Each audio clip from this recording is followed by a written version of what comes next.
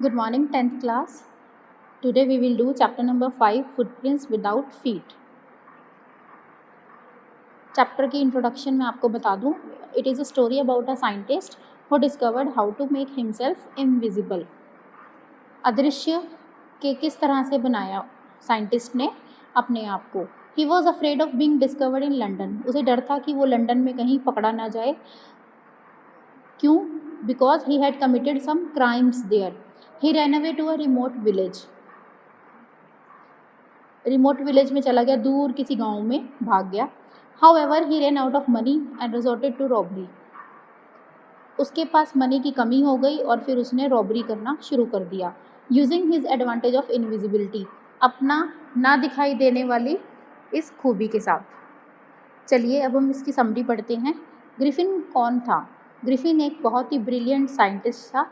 वो काफ़ी experiment carried on करता था, काफ़ी ईयर्स से कर रहा था. क्या एक्सपेरिमेंट कर रहा था कि ह्यूमन बॉडी जो है वो इनविजिबल कैसे बनाई जाए. उसने कई ड्रग्स स्वेलो कर चुका था वो, और इनविजिबल पर्सन अब बन चुका था. He had a quarrel with his landlord. अपने मकान मालिक के साथ उसकी लड़ाई हो चुकी थी. इन रिवेंज, बदले में, he set fire to the house. आग लगा दी थी उसने घर में. He removed his clothes, become invisible and got away without being seen. उसने अपने कपड़े तक अपने बॉडी से अलग कर दिए थे और वो इनविजिबल हो चुका था. अगर वो क्लोथ्स पहनता है तो वो विजिबल हो जाता है, अदरवाइज वो इनविजिबल रहता है. He began to wander about the streets of London. और वो इधर उधर बेवजह लंदन की गलियों में घूमने लगा. विदाउट क्लोथ्स, बिना कपड़ों के, विदाउट मनी, बिना पैसों के, and become invisible.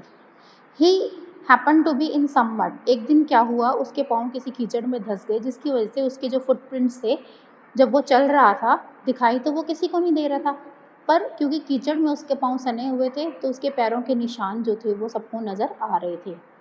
To boys were fascinated by the footprints without feet.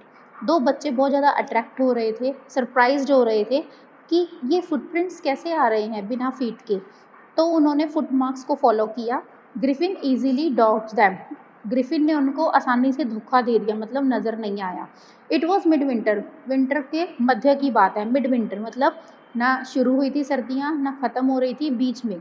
The air was bitterly cold and he was without coat. ठंड बहुत ज़्यादा थी और वो बिना कपड़ों के था. When the cold become unbearable. जब उससे वो कोल्ड अनबियरेबल हो गई, सहन नहीं की जाने लगी, ही slipped into a big London store. वो एक बड़े से लंदन के स्टोर में चला गया, डिपार्टमेंटल स्टोर में.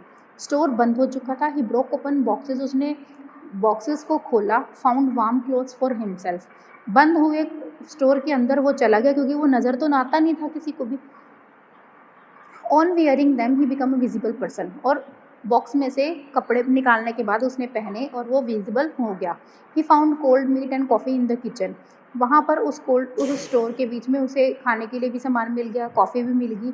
ही टुक स्वीट्स एंड वाइन. उसे वाइन भी मिल गई और स्वीट्स भी. At last he slept on a pile of quilt. और फिर वो रजाइयों के ढेर पर सो गया. When he woke up the next morning, the assistants had already arrive. जब वो अगले दिन उठा तो उसके आने से पहले वहाँ असिस्टेंट आ चुके थे, और क्योंकि वो अब दिखाई दे रहा था, वो नर्वस हो गया और उसने भागने के लिए सोचा. They chased him. उन्होंने उसका पीछा किया. Then he quickly took off his clothes, become invisible and escape from there. तो उसने फटाफट से अपने कपड़ों को रिमूव किया.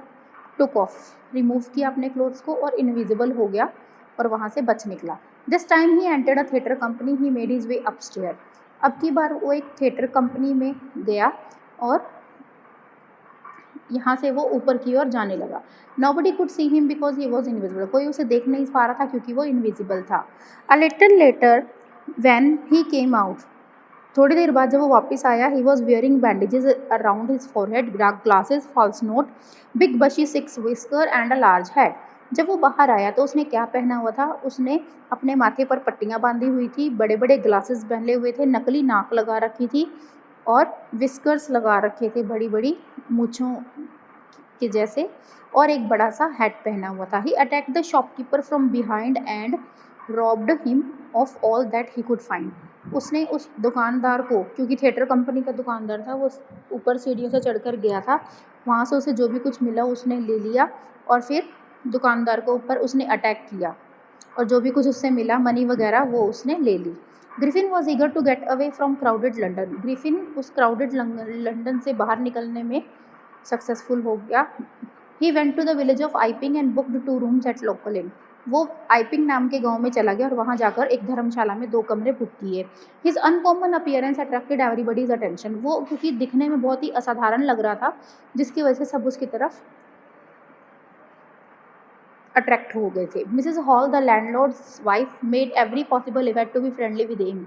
उस धर्मशाला की जो मालकिन थी मिसेस हॉल, वो उसके साथ बहुत कोशिश कर रही थी कि उसके साथ फ्रेंडली हो सके, but he told her frankly that he had come here to work in solitude, didn't want to be disturb.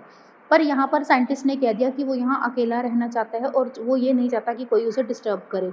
She was satisfied, she thought he was an eccentric scientist. उसे लगा कि ये कोई सनकी साइंटिस्ट है।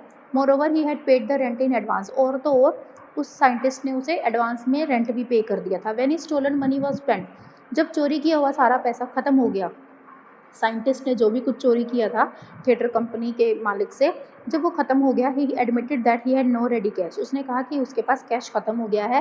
He said he was expecting a cheque, then he would make the payment, then he satisfied the landlord. तो उसने कहा कि उसका चेक आने वाला है, फिर वो पेमेंट कर देगा। इस तरह से जो मकान मालकिन थी वो सेटिस्फाइड हो गई कि हाँ कोई बात नहीं, आ जाएंगे पैसे। Griffin took off his clothes and become invisible.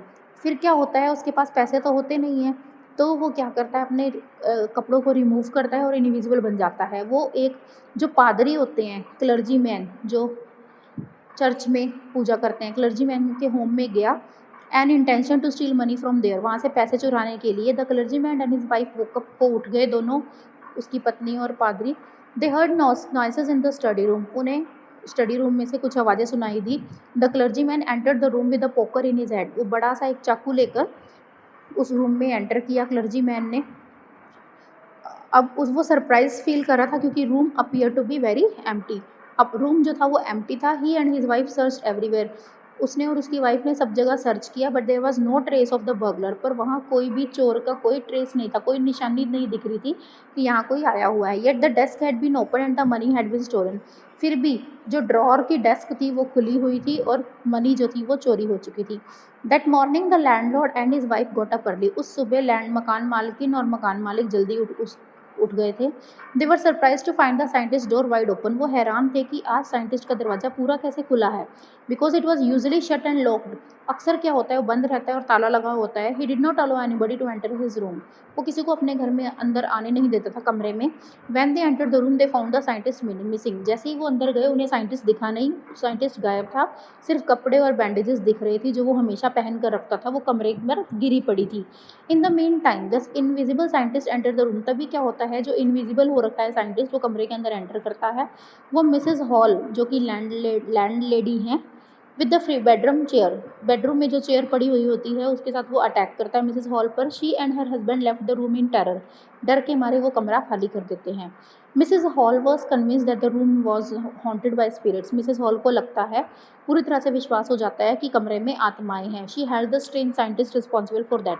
वो कहती है कि उस साइंटिस्ट की वजह से ही ऐसा हुआ है। The neighbours felt that the trouble was caused by the which craft. वो कहते हैं कि लगता है कि यहाँ पर कोई चुड़ैलें आ गई हैं।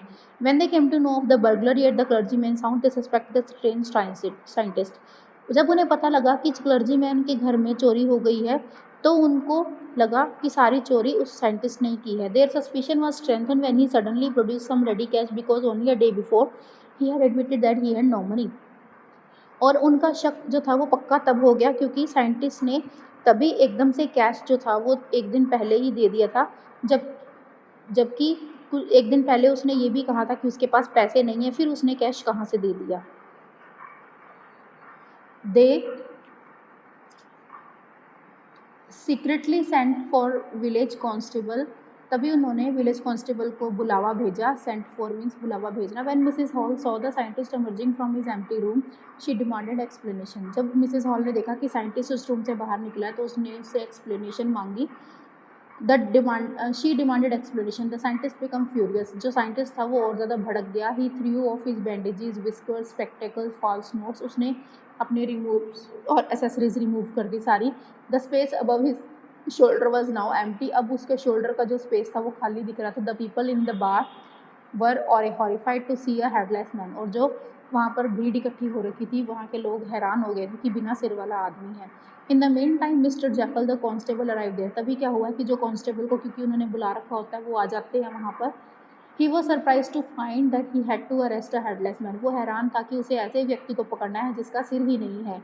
ही tried to get hold of the man who was becoming invisible. वो ऐसे व्यक्ति को पकड़ना चाह रहा था जो कि अदृश्य हो चुका था। The constable was struggling with someone whom he could not see at all। ऐसे व्यक्ति के साथ स्ट्रगल कर रहा था जिसे वो देख भी नहीं सकता था, जो कांस्टेबल है। Some people who tried to assist him also received blows from the invisible scientist. जो उस कांस्टेबल की हेल्प कर रहे थे उन्हें भी 2-4 मुक्के साइंटिस्ट की तरफ से लगे। जो कांस्टेबल था वो अनकॉन्शियस होकर गिर गया। Griffin had shaken himself free. Griffin वहाँ से आज़ाद हो गया। In their nervousness people tried to hold him but they did not know from where to catch him. लोग जो थे वो उसे पकड़ने की कोशिश करते रहे पर पता नहीं कहाँ से और कैसे वो उसको पकड़ पाते। वो ये नहीं जान पा रहे थे कि कैसे और कहाँ से पकड़ा जाए। यहाँ से भी ग्रिफिन जो था वो इनविजिबल होने के कारण भाग निकला।